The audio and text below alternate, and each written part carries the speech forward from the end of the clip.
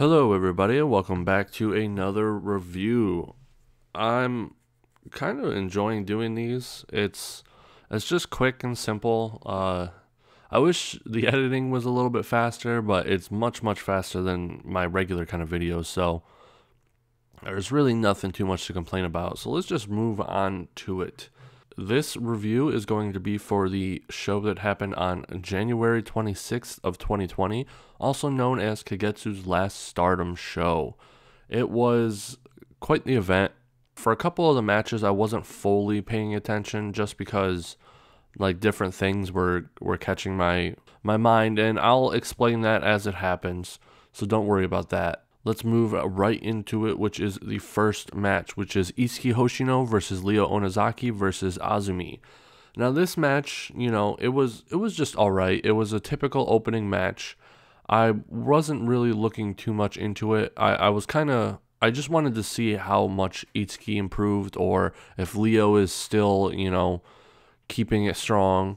Azumi's Azumi, so it's like, of course she's going to do good. Azumi's wearing an Odo tie hoodie during her opening match promo, which is pretty interesting. I was confused at first, and then I realized my dad, made the point that it was probably because this is Kagetsu's retirement show, and I was like, oh, okay. Yeah, that makes sense. Ryo and Azumi shake hands, ignoring Itsuki, which is pretty funny. One of the cooler, like, little storylines that are going on, KAMITANI and Itsuki, learning who's going to actually shake your hand and who isn't. In the beginning, they would act really surprised or hurt if, someone didn't shake their hands. And when you have 3 of the 4 factions who don't shake other people's hands, it happens a lot. The match was just pretty good. It was a pretty good opening match. It's nothing to, write home about, but at the same time, it's not really worth a skip in my opinion, because these matches are important. They help you get into the show, and it's really awesome seeing the progression of, these girls like Itsuki and Ryo, seeing them get better and better in each show. The match ended with Azumi pinning Itsuki with a top rope double foot stomp in 6 minutes and 5 seconds. Moving on to the next match. The next match is a high-speed Grand Prix match with Starlight Kid versus Death Yamasan. Going into this, I felt like Starlight Kid had to win this one if she was going to the finals. I still really think that Azumi and Starlight Kid should have gone to the finals, and that their match that they had would have to be a time limit draw. So the match that they're going to have for their league match should be a time limit draw. That way, when they do go to the finals, one person didn't get the up on the other person, so either way can happen, I don't think that anymore. I don't think they're going to the finals. Well, Azumi might, but I don't think Starlight Kid is. She's already lost 2 matches, meaning the most amount of points that she can even get is 4. And that can be enough to get you to the finals. But for example, LEYLA HIRSCH right now is 4 points with 2 matches still left. So if she wins any of those, she's pretty much guaranteed a spot in the finals. Whereas, well, even then, she's going to the finals over Starlight Kid because she beat Starlight Kid. And if these are following the same rules as the 5-star Grand Prix, if you tie with someone, the person who beat that person, the other person in the tournament, goes on. Yeah, for example, if LEYLA HIRSCH lost her next 2 matches and Starlight Kid won her next 2 matches, and it was, a tie between the two, LEYLA HIRSCH would be considered to go to the finals before Starlight because LEYLA beat Starlight in the match, in the tournament. So going into the actual match, it was really, really good. During the opening sequence, I thought that Starlight Kid messed up. Like, I legit seriously thought she messed up. They were doing this whole thing, and I was looking at it, I'm like, oh, well, there's a botch. But then she turned it into like an arm drag, and it just completely surprised me because it doesn't happen very often where I think a wrestler messed up, but what in reality it was them just doing something different. It's just really cool to see because it gets you, it's a surprise. You don't really see it coming. It keeps you on your toes. I noticed that Death took the DDT with a knee bump. which, as you guys all know, I think it's the worst kind of bump to take a DDT with. But at the same time, I'm sure she's just probably protecting herself. She's getting older, and even if it's just a little bit of a difference here and there, that's still a difference. I just can't wait until Starlight Kid does the moonsault off the top rope. I feel like it's one of the biggest anticipations in Stardom right now. She's teased it one time. There was a match, I can't remember off the top of my head, unfortunately, I'm sorry, but there was one match, it was relatively recently, where she actually started going up to the top rope with her back to the opponent. But I mean, she got countered and all that, so she ended up not doing it. So the fact that she even teased it makes me think that she's getting closer to revealing it. And I just know that the first time she does that, I'm going to pop hard, because it's not like a special move, especially nowadays wrestling where everyone does, some kind of crazy maneuver. But it's just really cool watching her progression. She started off with just doing the twisting frog splash. That was pretty crazy for someone her age. But then she started doing the second rope moonsault. And then we've watched her go from there to eventually be the top rope moonsault. It's just really awesome. It's kind of a mini version of the reason why Stardom is so great, because you watch these girls progress and get better. And it's the same with Starlight Kid. You're watching her move, progress, and get better. It's just really, really interesting to watch. Match ends with Death pinning Starlight Kid with the Okana roll in 3 minutes and 2 seconds. I just don't think it's going to be Azumi and Starlight Kid now. If you look at the numbers, Azumi is 2 points with 2 matches left. So the max amount of points she can get is 6. Starlight Kid, the max amount of points she can get is 4. LEYLA HIRSCH, the max amount of points that she can get is 8. And Zoe, the max amount of points that she can get is still 8, because she hasn't had a single match yet.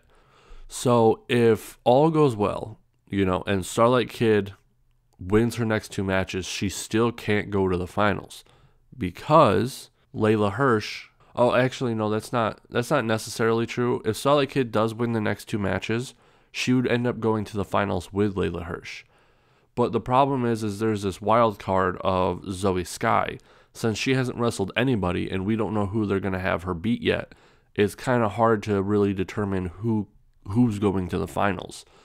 Layla could lose to Zoe, which means the max amount of points then she would then get is 6, which means Starlight Kid is out. Starlight Kid's pretty much out regardless. But Azumi does have to win at least one more match for Starlight Kid to be out. And that match has to be against Starlight Kid, because if Azumi loses one match and then wins one match, she'll have 4 points, right? And then Starlight Kid will have 4 points if she wins her next 2 matches as well.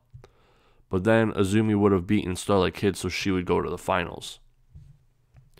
But it's looking like Starlight Kid and Azumi are not going to be going to the finals, mostly because, like I said, Starlight Kid's max amount of points is 4, which means that Layla's going to the finals over her regardless. And then Azumi still has 2 more matches with 2 points. It's definitely looking like Layla's going to the finals, for sure. Then it could be either Starlight Kid or Azumi, but we're going to have to see a couple of Zoe's matches first to see, how it's really going. And then Death, I'm pretty sure Death only has 2 points with 2 more matches. And she beat Starlight Kid as well. So if she ends up getting 4 points, that's just another person who's going to the finals over Starlight Kid. So it's actually kind of looking like Starlight Kid is out of the finals regardless. There's no way she can go to the finals right now, unless Death loses all of the rest of her matches or ties some or whatnot, you know what I mean? So moving on to the next match, we have the 3rd match in the show. NAKANO, Saya Kamitani versus B. Priestley and Zoe Sky. So I guess Stars versus Odo Tai. Kamitani, it's technically not Stars because they still haven't changed her symbol and all that, but whatever. My first note here is bad-mouthing B. I'm still a little salty about her portrayal of Queen's Quest and Momo. They've done a very good job of me not liking her anymore. Saya Kamitani and Tam Nakano as a tag team, I would love to see Stardom make that happen for many different reasons. One, think of the cool, awesome team names, like the one that I came up with was Kung Fu Idols. I think that would be a really cool tag team name for them. The second reason is that Kamitani could learn a lot from Tam. Tam could be a very, very great mentor for her for a lot of different reasons. They come from somewhat of the same background. I know it's not really the same. Tam came from like this small, grungy, underground idol group, whereas Kamitani was a part of one of the largest idol groups in Japan. She wasn't a part of like the main roster or anything, but she was still associated with them. So they're both ex-idols. They're obviously both athletic, and they both have a lot of like charisma and whatnot. It's interesting to see them put together because Tam can teach her a lot. Tam is, as you guys know, one of the best wrestlers in the world, in my opinion. I put her up there with anybody. She is a phenomenal wrestler. Her character work is off the charts. Her storytelling is off the charts. Her charisma is off the charts. Kamitani has the natural ability. And when I say natural ability, I don't want to take it away that their hard work. She probably works very, very hard to be as good as she is already. But what I mean by natural ability is things that they had before they came into wrestling translates into their wrestling ability. So like Kamitani was obviously a dancer, and she was, I believe she did gymnastics for a while. So she has that kind of extra agility and flexibility about her that allows her to do some of these moves. That's all I meant by natural ability. I don't want to take away her hard work, because she obviously works pretty hard. Tam and Kamitani perform a little dance before the match, which was super awesome. Tam especially did really great. If you watch it, it's pretty funny because you would think that Kamitani, being the actual idol, like the big idol, would be better at dancing, but no, Tam was a lot more crisp, a lot more fluid with her movements. That's probably just experience though, whereas Kamitani was good, but not that great. And this is where my whole, I guess, weebness is going to come into play here, in that for the most part, Japanese idols don't really need to be good singers and or dancers. It's really about the show, putting on the show, making sure people have fun. And the reason why I even know a little bit about this, now don't take my word as like gospel. I've never been to Japan. I don't speak Japanese and all that, but there was this show, this Korean variety show or whatever called Produce 48. And what it was a huge competition to make a new team. And this was like season 4 or 5 or something like that. But what was different in this one, that half the contestants were Japanese idols. When they were doing their introduction, like auditioning thing to see which letter grade they were getting put in, it was very clear that there was a huge difference between the Korean trainees and the Japanese idols who had already debuted. They were getting blown out of the water by people who weren't considered good enough to have debuted yet. But that's because in Korea, like their idols, they're expected to be phenomenal dancers, really good singers, good rappers, things like that. They're expected to be really good at that stuff. Whereas in the Japanese idols, they don't really get trained as much. They kind of train themselves, from what I could gather from what they were talking about. So some people progress better than other people because some people, pick it up easier. Whereas because the idol groups are so big, you don't really need to be, a phenomenal dancer. You just need to be cute, and you need to be charismatic, and that's the one thing that they beat the Korean ones on, was that they were definitely a lot more charismatic and stuff. A lot of their auditioning, performances and stuff, they weren't nearly as good as the Korean ones, but you could see the Korean trainees getting like really into it, and interacting with the songs, and being really energetic through those. But then when the Korean ones were dancing, they would just kind of sit there and like talk about their performance, and either act wow when something crazy happened or not. But with the Japanese ones, they were getting people into the song, and that was the difference. That's the two differences. And I go on that huge tirade because that helps explain why maybe Kamitani isn't the best dancer. It's because you don't have to be in Japanese idols. Now, with all of that huge rant that has nothing to do with the match, let's move on. I did notice that before the match started, when everyone was doing their stretches and whatnot, Tam only bent backwards to the second rope instead of the bottom rope this time.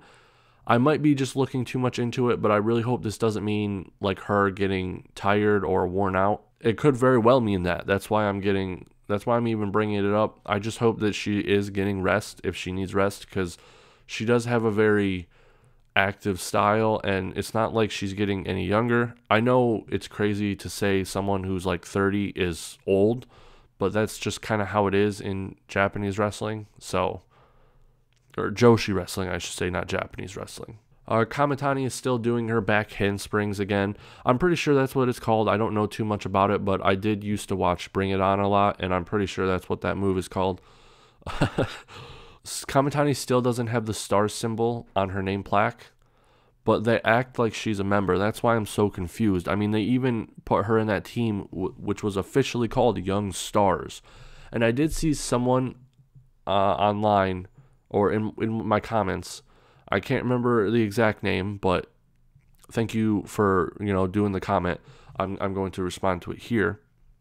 Is that they were saying that Young Stars is probably going to be Stardom's version of the Young Lions from New Japan.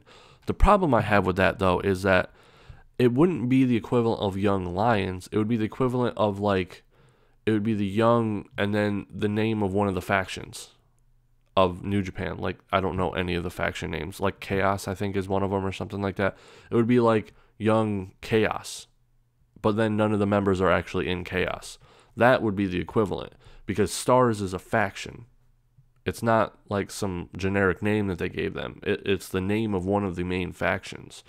So either they're all being considered part of Stars, or they picked one of the worst names for a Young Lions kind of thing. Zoe Sky is back in our black outfit, which fits her much, much more. If she's going to be Odotai, if she's going to be a heel, you can't be wearing bright blue. There's a reason why Kagetsu retired her bright blue outfit when she went Stardom full-time, Which then brings me back to Kamitani. God, my notes are so, everywhere.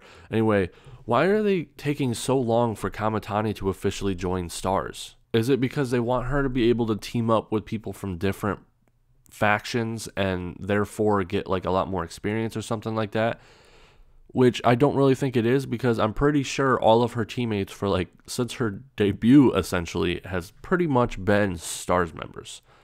And then the last month or so, I'm pretty sure it's literally just Stars members, no one else. Or it's Itsuki, you know what I mean? So someone who's not associated with a faction either.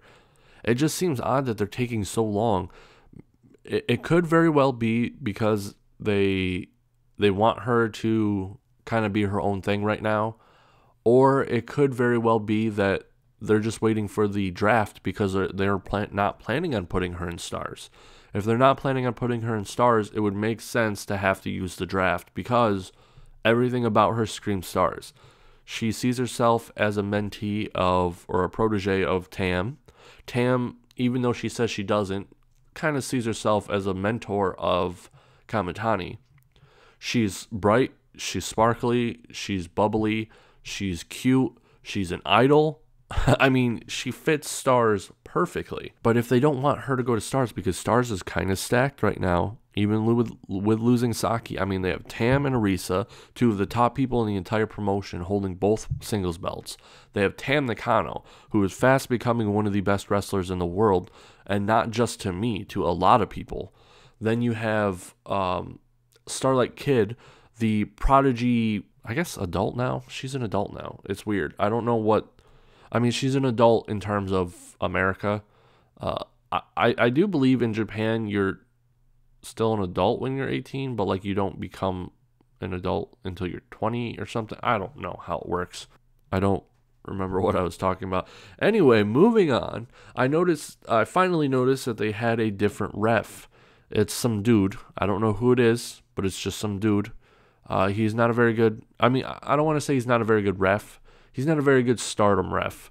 There were a lot of things that happened where I was just very confused on why he wasn't counting or he wasn't doing something. I'll mention it later because I'm pretty sure there's a moment where I actually wrote it in the notes. And I even mentioned that there was a different ref because it actually plays a part in a later match that one of the reasons why I got distracted.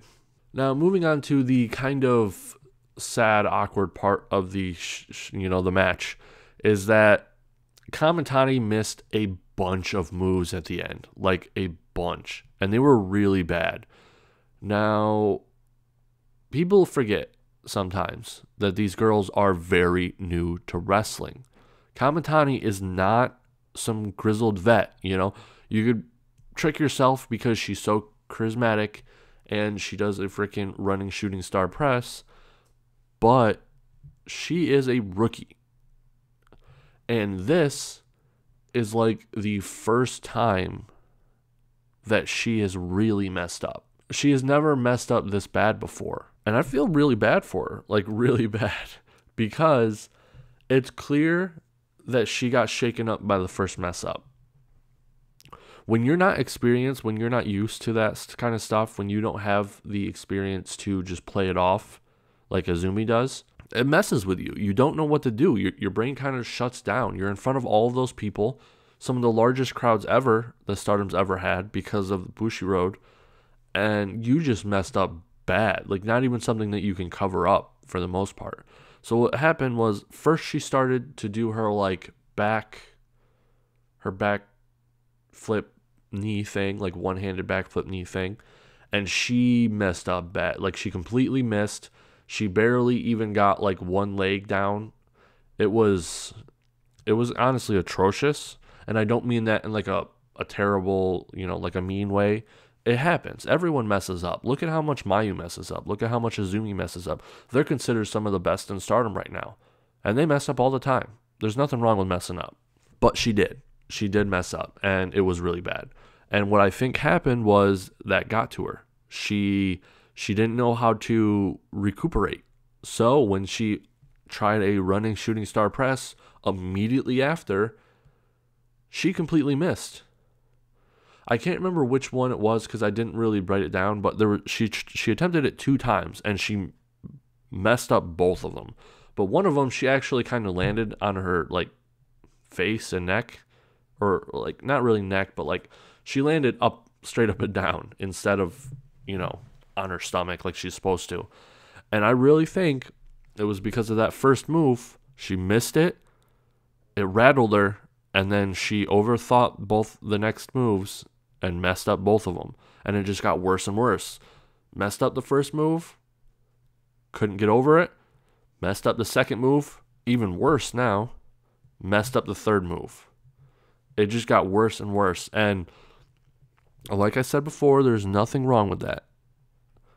I know the wrestlers don't watch my stuff, but if for some miraculous reason, not only does KAMITANI watch my videos, but she also understands English, don't worry about it, all right? It happens to everyone. It happens to the best people. No one is going to drop you just because you messed up. It's fine. We understand you're a rookie. We understand. Even if you weren't a rookie, we would understand. It happens. Just use this experience and grow. That's all you need to do. So we get to the end of the match where B pins KAMITANI in 8 minutes and 14 seconds with a Kamigoi. Kamigoe, probably is how you pronounce it. I don't know. It's where she holds their arms and then like knees them. I don't like when B wins now, so I'm moving on to the next match. I have nothing else to say about that. Moving on to the fourth match, we have Arisa Hoshiki Saya Ida versus Julia and Micah. It is awesome to see this because Saya and Arisa are really good. And then Julia, you know, she's rough around the edges, but you guys know I really like her. And then Micah, I just want to see more of her. And it's looking like Micah is going to be Julia's main partner. You know how for a long time in Queen's Quest, Momo and Utami were like the tag team of Queen's Quest, but there was still the whole team of Queen's Quest. I believe this is how this is going to work. Julia and Micah are going to be the tag team. They're going to be the ones that are pretty much always there. Whereas Shuri is going to be coming in every now and then for like faction battles and whatnot. Starting with the pre-match promos, the difference in reaction to Saya imitating Julia between Starlight Kid and Arisa is hilarious. If you remember, Starlight Kid immediately slapped her on the head and acted like she was doing something wrong. Whereas Arisa just kind of turned to her and was like, "Oh, I do love you, and then went to go hug her, which is hilarious, which brought on Saya saying, "No, you're supposed to slap me in the head," which then brought on Arisa asking if she was a masochist. It was hilarious. This is what's great about Arisa. I don't know if she's picked this up from Tam or whatnot, but just like Tam, Arisa is one of the few people in Stardom who actively try to make everything a story or, you know, or an interaction meaningful. It's not just some throw off thing, you know what I mean? It's so interesting because it's obvious that she cares about more than just the wrestling aspect. She cares about the entire wrestling as a whole. Not just the physical, but the storytelling too. I noticed that Julia's neck is all taped up. I hope it's all preventive instead of actually needing it, because it's crazy because you look at all of the Stardom wrestlers and all of them are just taped up. It's kind of worrying a lot of the times. Mostly because, you know, Kagetsu has been basically walking around with neck needing just tape on it all the time. There was like a year period where you wouldn't see her without tape on her neck. And now we're seeing Julia tape up her neck. It's probably not a good place to need tape. That's all I'm saying. Saya and Micah are made to look equally as powerful in strength. They did that whole test of strength thing, and neither one could get the advantage over the other. It was very interesting to see because I was expecting them to make Micah just overpower her because she's bigger. But if you look at Saya, it's kind of hard to deny that girl is jacked. Like, she's got muscles. So it's really cool to see that they gave them kind of an equal strength type deal. While Saya was in there, it was pretty funny because Arisa looked like she was just a spectator. If you go back and watch the match, in the beginning parts of the match, Arisa's actually just kind of like leaning against the turnbuckle and just looking at the match like she was a spectator. It was hilarious. Saya taking out both Julia and Micah in like a comeback was awesome to see. Like, way to go, Saya. So they had like the advantage on her, and then she got back and she just started slapping or chopping the hell out of both of them back and forth, and knocked out both of them. It was really cool because Julia is someone who is higher up on the card now, and Micah is at the very least probably low mid card. So seeing Saya be able to take on both of them for a short while really shows that, you know, she's progressing. Which brings me to my opinion that I believe Saya's ready for the mid card. I think she's ready to be moved up. Now, I'm not saying like high mid card, maybe not even mid card, but low mid card for sure. Like, get her a win over Samire, bump her up there, and have her be able to beat people like that, you know, in that kind of range. I think she's ready. Julia thinks too much, and not in a good way. You could tell that she's always thinking about things. She's always counting her steps. She's thinking about what's gonna happen next. She's not able to just kind of flow. And I think that's just going to be something that needs to be learned while in Stardom. Hopefully it's not just habits that she's picked up that won't go away, because it is her biggest flaw right now, in my opinion.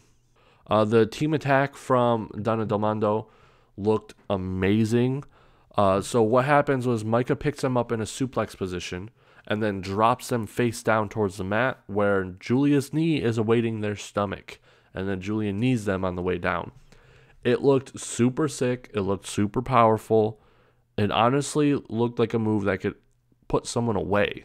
Like, it was really good. Match ends with Julia pinning Saya with the Glorious Buster in 11 minutes and 16 seconds. After the match, Arisa is being Arisa and getting him up in the face of Julia.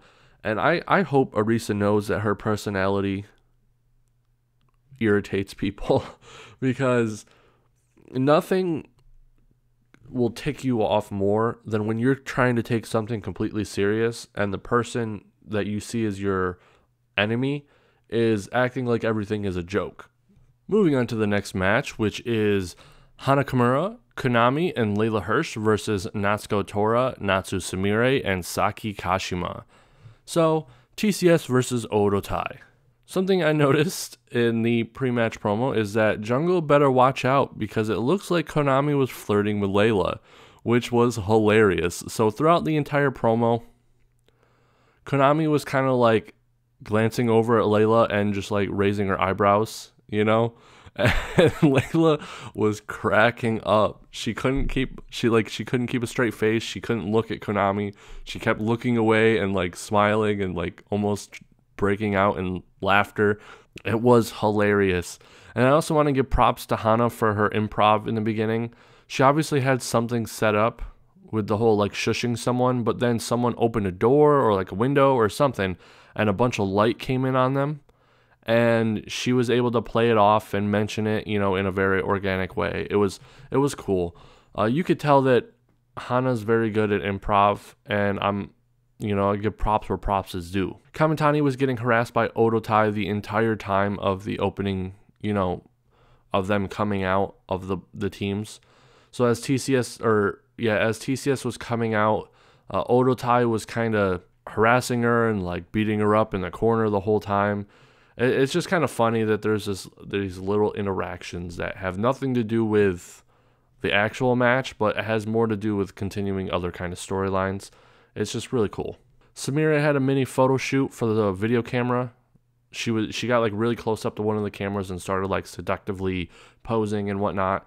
And man, she is super hot. Like, I don't really give her as much credit as I do people like Hana or like Momo in terms of looks, but Sumire is up there, man. It's obvious why she like models and stuff all the time. It's because she, looks like a model. I gotta be honest, and this is probably gonna annoy some people, but I wasn't really feeling the match. The match was kind of boring in my opinion. There really wasn't too many special things going on. It didn't feel like it was progressing anything.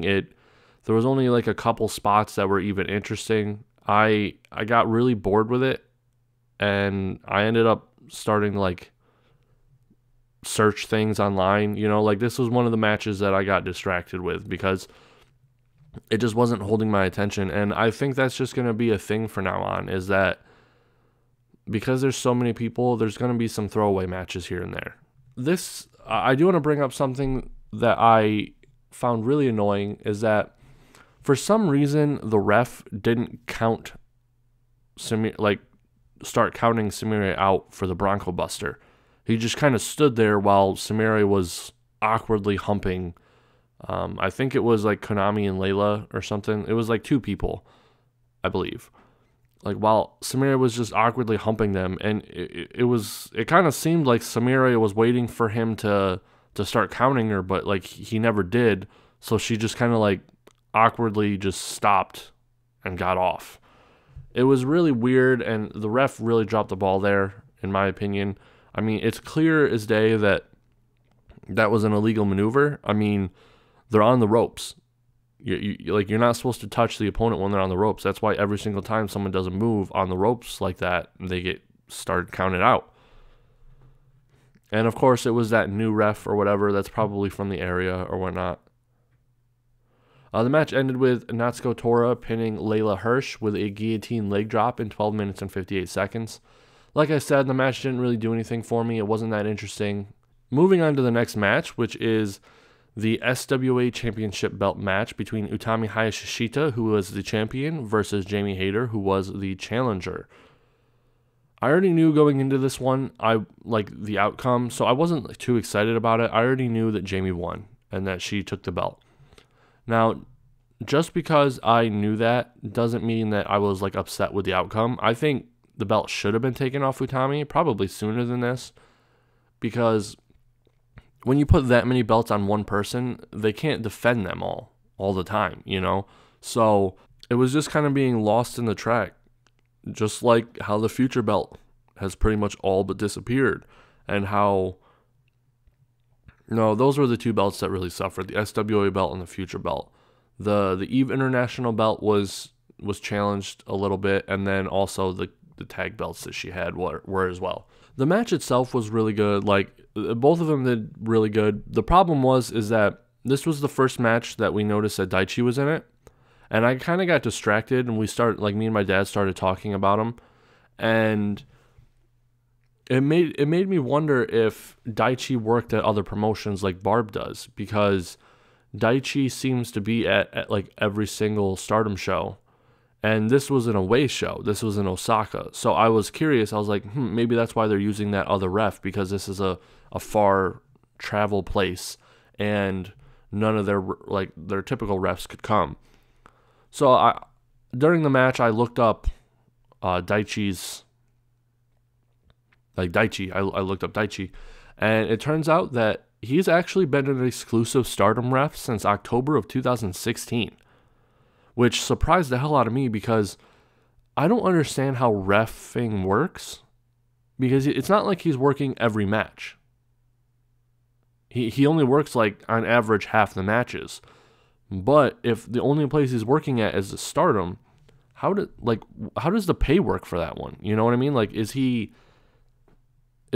being a ref pay really good, or is he like retired and this is kind of just like a side thing that he's still doing? I don't really understand how it works, because I understand how other refs make money because they work multiple promotions, multiple shows and all that. But it doesn't seem like Daichi works enough to get paid enough to live off of. You know what I mean? If anybody has any insight on how reffing works in you know, Japan or whatever, or Daichi's situation, let me know. Utami does pull off a turnbuckle, or like a corner German, where she does a German into the turnbuckle area. It was pretty interesting to see, because that's kind of the move that Jamie does. I know it's not a German, it's usually a snap suplex into the corner, but it's interesting that she pulled that out, because it's obviously a call to Jamie, you know, like a reference. Still wish I knew the name of Utami's new submission and slam move, because it looks really cool and I want to know. The problem is we most likely are not going to get told what the names are until she wins a match with it and it comes up on the title card, which is a shame, because I really want to know, because it looks cool. The match ended with Jamie pinning Utami in 15 minutes and 31 seconds with the Ushigoroshi, and like I said, I'm fine with the outcome of this match. The belt needed to move. I'm just a little upset with Jamie as well because of association with B. So moving on, before I get into another tirade, we're on the main event, which was Kagetsu and Mayu Iwatani versus Momo Watanabe and Jungle Kyona. This was Kagetsu's last Stardom match, and she wanted to face JK Green and team up with Mayu at least once. This match was awesome. It was phenomenal. It was so good. It's probably the first match they've had so far, other than the Momo Mayu match, which I would be considering match of the year. During the pre-match promo, Jungle was talking first, and it was really funny to see Momo's annoyed reaction to being called Momo-chan by Jungle. For those of you who don't know, during their early years, like during their rookie when they were teaming up, Jungle would call Momo Momo-chan all the time. She kind of stopped, I believe, since their split. So seeing Momo get all annoyed at being called Momo-chan again is hilarious. They did a little mix of Mayu and Kagetsu's song as they were coming out. It didn't it didn't sound like it was professionally done. It just kind of sounded like they were playing both at the same time, and then they would just like switch back and forth to which one we could hear at random intervals. It didn't sound too great, but at the same time, you know, it's better than just having one of the songs, because these are two people. But in my opinion, they probably should have just used Kagetsu's theme, because this isn't her last Stardom match. Kagetsu comes out in a mask that mimics Mayu's style, and it even matches Mayu's mask, with it being, the same colors and whatnot. It was really cool to see them kind of getting into this whole tag team thing. I was really worried because I didn't know if Kagetsu was going to go out on her back or not. In my opinion, I think she should, but at the same time, up until this point, she's pretty much put over so many people that if she did want to go out with one last win, it really wouldn't bother me too much. But as you all know now, probably, that she did go out on her back. She did put over someone on her way out. And that's just so awesome that even at the end, she's willing to put over someone else. During the match, we see a little bit of technical work from Momo, which was kind of a surprise, as she's not really known for her technical work, but lately she's been kind of trying to showing that she's not just a kicker and big moves, that she can get down on the mat and grapple, you know what I mean? And I really like that about her, is that she's always willing to prove herself. Mayu does a suicide dive in this match, which I thought was interesting because I was not expecting that whatsoever. I believe, as far as I know, at least since like 2016, this is the first suicide dive Mayu's ever done. Mayu plays along with a stretchy tape gag, which is really funny. They got both of them off. Mayu pulled the first one, and then Kagetsu pulled the second one, and both of them went off and hit Momo in the face. But the problem is that I think on the second one, I think they actually did hit Momo in the face on accident, because if you look at everyone's face afterwards, like Mayu and Natsuko looked kind of like worried and like concerned at Momo's face, and Momo just looked like, oh man, you mother, it was pretty interesting. Love Momo's drop kicks, of course. You guys know that. I'm a huge fan of Momo's drop kicks. Jungle and Momo do perform a team attack, which I thought was really cool. Jungle would hold them up in kind of what looked like a wheelbarrow position, and then Momo would hit the back of their head with a Samato. It was very interesting, but it's a move that I could see go wrong very fast. So I'm kind of glad that they don't do it very often. Jungle never looks cooler than when she just kind of does that really hard, quick forearm strike to someone, which just knocks them out in one hit, and she just kind of like walks away all badass like. It's super cool. Jungle hits some kind of power bomb driver mix. I think people were calling it like a Gonzo bomb or something like that. You know that thing Brock did to, I believe, Hardcore Holly, according to them, on accident, where he like lifted them up and then like drove them down on their neck? That's what they did, but like apparently it was on purpose. It's crazy because Kagetsu says that her neck has been held together by duct tape for the last year or two, but she lets Jungle just mess up her neck like hardcore. Kagetsu does the dragon suplex on Jungle. Mayu hits her with a crucifix bomb, which she's been attempting the last couple matches but hasn't been able to pull it off.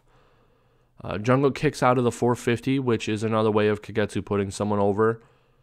Most of the match for this one is Jungle and Kagetsu. That's it. It's just Jungle and Kagetsu for like the second half of the match, which is awesome, but I wonder why, Kagetsu kicks out of the hammer throw power bomb, which is Jungle's like ultimate finisher, or at least it is it used to be. I don't know if Jungle has switched it with the Muscle Buster. And before anybody comments, I don't care that it's in Japan. It's called the Kenkuku Buster or whatever. Jungle pins Kagetsu with the Jungle Buster in 19 minutes and 17 seconds. So officially, it's named the Jungle Buster, so everyone can stop arguing. All right? The Jungle Buster. Moving on to the aftermatch promo. Jungle says how thankful she is to Kagetsu, and she won't waste this win, that she will use it to gain momentum to move on for a, I think, red belt match. She challenges Mayu for the red belt, but Mayu says that she's going to have to wait for her defense against Seri before she can say whether she can challenge Jungle or not. Knowing Jungle, though, this isn't going to amount to anything. I don't think they're going to give Jungle the red belt. They're just using it to pad Mayu's numbers because Jungle could put on phenomenal matches to make people look strong. If you look at every single person's singles title reign in the past 2 years, at least 1 to 2 of their defenses is against Jungle, and those are usually their best matches, or one of their best matches. Jungle says she has never had a singles match against Mayu, which really caught me off guard because I never really thought about it before, but I guess not. I mean, the last couple years, Mayu didn't have a singles belt. The white belt went directly from Io to Momo, and then Momo to Arisa.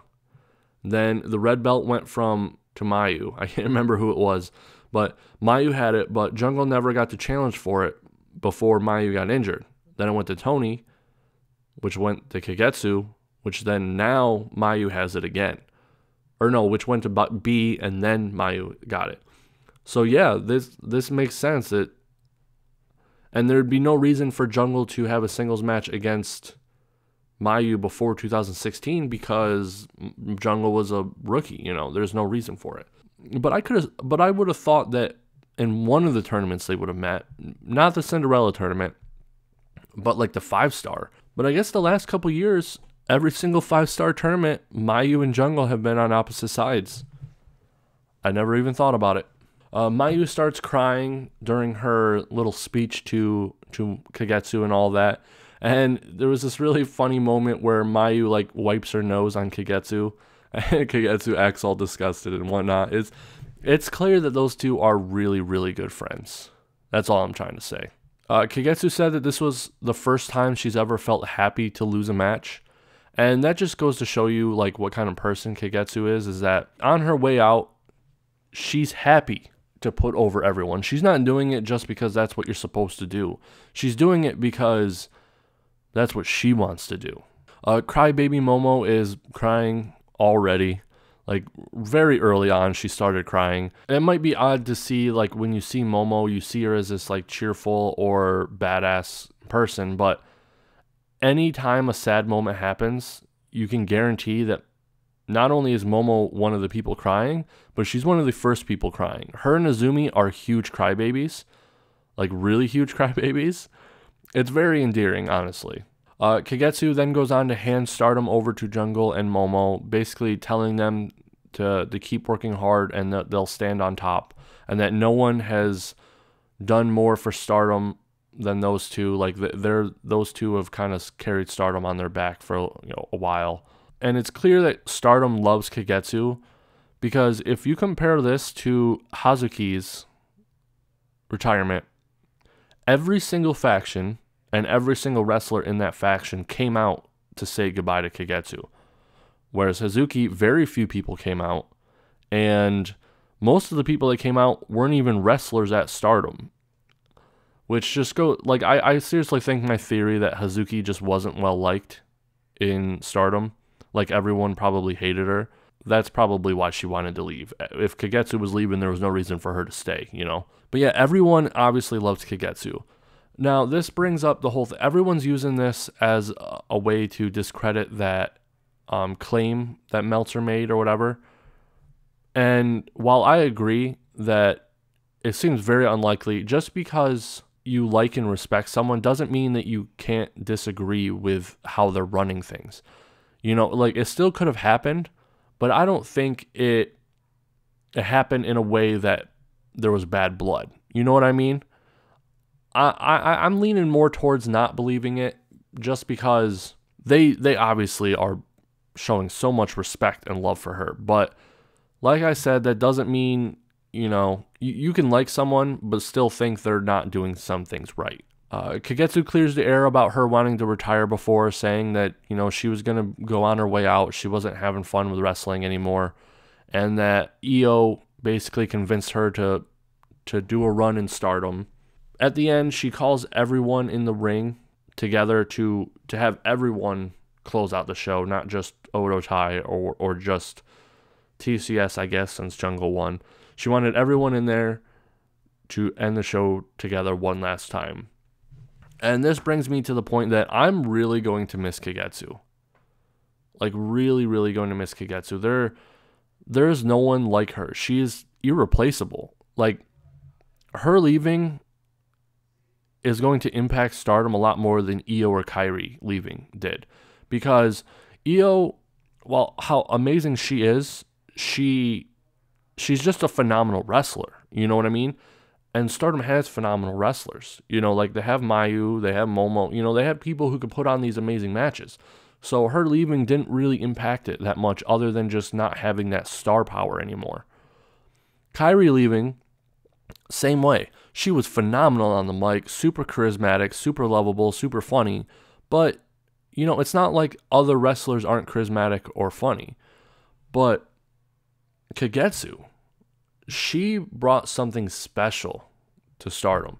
And something that no one else can replicate, which is evident by the fact that no one else in Odo Tai is nearly as good at making these kind of funny interactions, except Samire. But the thing, though, is that what made Kagetsu special was that she was this funny, entertaining wrestler, but also a world-class wrestler. She was phenomenally talented, like amazingly talented, but she also knew exactly how to do things to put other people over without making or letting them win, by being very charismatic and entertaining. There's just no one like her, and Stardom losing her and the Joshi world losing her is going to be a huge blow. At the end, everyone got into a circle around, or not around Kagetsu. Like, Kagetsu was in the circle, but the whole circle was pointed at her. And they all bowed one last time to each other. Then they picked her up and they kind of threw her in the air in a celebratory thing. Then they accidentally dropped her on her head. Kagetsu was laughing at it, and everyone, like Hana was laughing. Other people looked surprised or worried. It was pretty funny. After all that, I just want to end this video and review on one thing, and that is, never take a wrestler for granted, because they won't be there forever.